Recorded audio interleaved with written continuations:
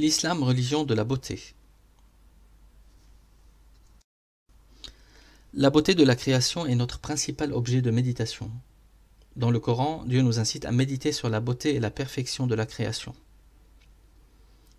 et à la considérer comme l'une des plus belles preuves de l'existence et de la toute-puissance du Créateur. Dans la sourate 3, à Dieu appartient le royaume des cieux et de la terre, et sa puissance n'a point de limite.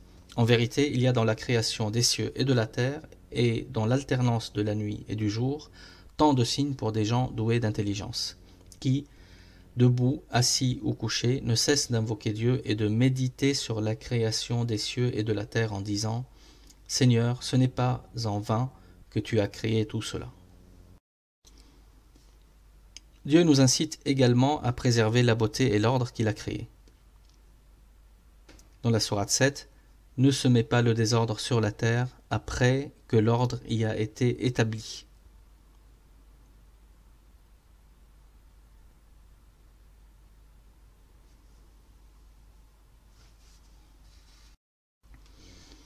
Le Coran insiste particulièrement sur l'importance de la beauté et sa présence dans l'ensemble de la création qui a été ornée de différents apparats par Dieu. Dans la sourate 15, nous avons décoré le ciel le plus proche d'un décor, les étoiles. Dans la sourate 37, certes nous avons placé dans le ciel des constellations et nous l'avons embelli pour ceux qui regardent. Ainsi, la création n'a pas seulement une utilité matérielle, sa beauté vise également à procurer un plaisir à l'homme, ainsi qu'à le conduire à réfléchir sur l'origine de cette beauté, c'est-à-dire à Dieu. Le Coran souligne aussi la beauté et l'harmonie présentes dans la création de l'homme. Dans la sourate 95, nous avons certes créé l'homme dans la forme la plus parfaite. Dans la sourate 40 aussi, c'est Dieu qui vous a donné une forme, et quelle belle forme il vous a donné.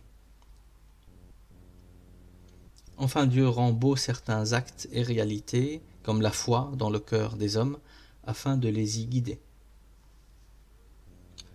Dans la sourate 49, Dieu vous a fait aimer la foi et l'a embellie dans vos cœurs.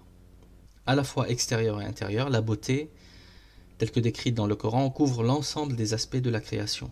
Ces beautés se confondent avec la notion de rappel, le Coran invitant sans cesse l'homme à ne pas se perdre dans les beautés extérieures, mais à dépasser les apparences pour réfléchir sur le but de leur création et arriver ainsi à la source de toute beauté.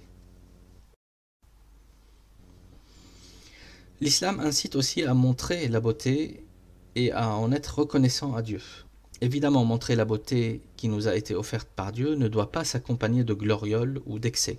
Les réalités ne sont pas un standard de bon goût en la matière, mais plutôt de modestie et de gratitude envers Dieu.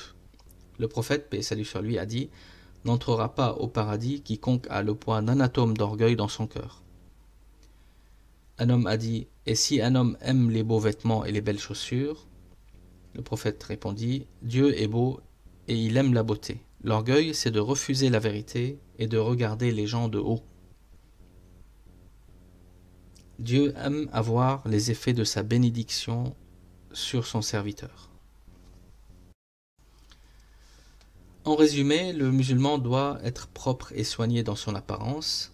L'islam privilégie la beauté intérieure et l'usage des belles paroles et des belles manières. Dieu nous prescrit la parole impeccable, une forme de beauté de notre parole. L'islam incite à soigner son travail et sa production. Et Dieu demande à l'homme de méditer sur la création et de préserver l'ordre qu'il a instauré. Alors, pour retrouver ces éléments et plus encore, visitez notre site à l'adresse qui est inscrite à l'écran à la rubrique Beauté. Vous pouvez me contacter via ce site dans l'onglet Contact et dans les prochaines vidéos, j'aborderai les thématiques suivantes. Discernement, l'islam incite à l'acquisition du savoir, et discernement, les versets qui appellent à la réflexion et au raisonnement. Pour être informé de la disponibilité de ces prochaines vidéos, vous pouvez vous abonner à la chaîne. Et si le contenu vous a plu, diffusez ces vidéos auprès des gens que vous aimez.